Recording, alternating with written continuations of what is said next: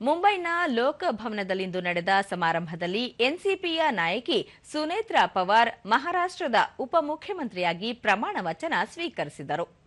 ರಾಜ್ಯಪಾಲ ಆಚಾರ್ಯ ದೇವವ್ರತ್ ಅವರು ಸುನೇತ್ರಾ ಅವರಿಗೆ ಪ್ರಮಾಣ ವಚನ ಬೋಧಿಸಿದರು. ಕಾರ್ಯಕ್ರಮದಲ್ಲಿ ಮುಖ್ಯಮಂತ್ರಿ ದೇವೇಂದ್ರ ಫಡ್ನವೀಸ್, ಉಪಮುಖ್ಯಮಂತ್ರಿ ಏಕನಾಥ್ ಶಿಂಧೆ ಉಪಸ್ಥಿತರಿದ್ದರು. ರಾಜ್ಯಸಭಾ ಸದಸ್ಯರಾಗಿರುವ ಸುನೇತ್ರಾ ಪವಾರ್ ಅವರನ್ನು ಇಂದು ಮಧ್ಯಾಹ್ನ ನಡೆದ ಎನ್ಸಿಪಿ ಶಾಸಕಾಂಗ ಪಕ್ಷದ ಸಭೆಯಲ್ಲಿ ಪಕ್ಷದ ನೂತನ ನಾಯಕಿಯಾಗಿ ಆಯ್ಕೆ ಮಾಡಲಾಗಿತ್ತು.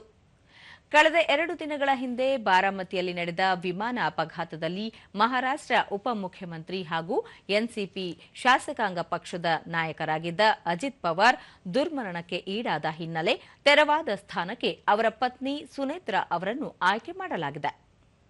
मला ज्ञात होईल अशी कोणतीही बाब अशी उपमुख्यमंत्री म्हणून माझी कामे यथायोग्य पार पाडण्यासाठी आवश्यक असेल ते खेरीज करून एरवी मी कोणत्याही व्यक्तीला किंवा व्यक्तींना प्रत्यक्षपणे वा अप्रत्यक्षपणे कळवणार नाही किंवा त्यांच्याकडे उघड करणार नाही.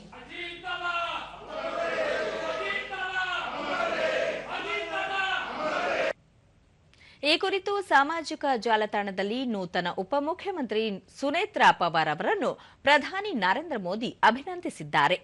ಈ ವೇಳೆ ಅವರು ಮಹಾರಾಷ್ಟ್ರದ ಮೊದಲ ಮಹಿಳಾ ಉಪಮುಖ್ಯಮಂತ್ರಿಯಾಗಿ ಪ್ರಮಾಣ ವಚನ ಸ್ವೀಕರಿಸಿದ್ದು, ರಾಜ್ಯದ ಜನರ ಕಲ್ಯಾಣಕ್ಕಾಗಿ ಅವಿರತವಾಗಿ ಕೆಲಸ ಮಾಡಲಿದ್ದಾರೆ, ಅಜಿತ್ ಪವಾರ್ ಅವರ ಕನಸನ್ನು ಈಡೇರಿಸಲಿದ್ದಾರೆ ಎಂದು ವಿಶ್ವಾಸ ವ್ಯಕ್ತಪಡಿಸಿದ್ದಾರೆ.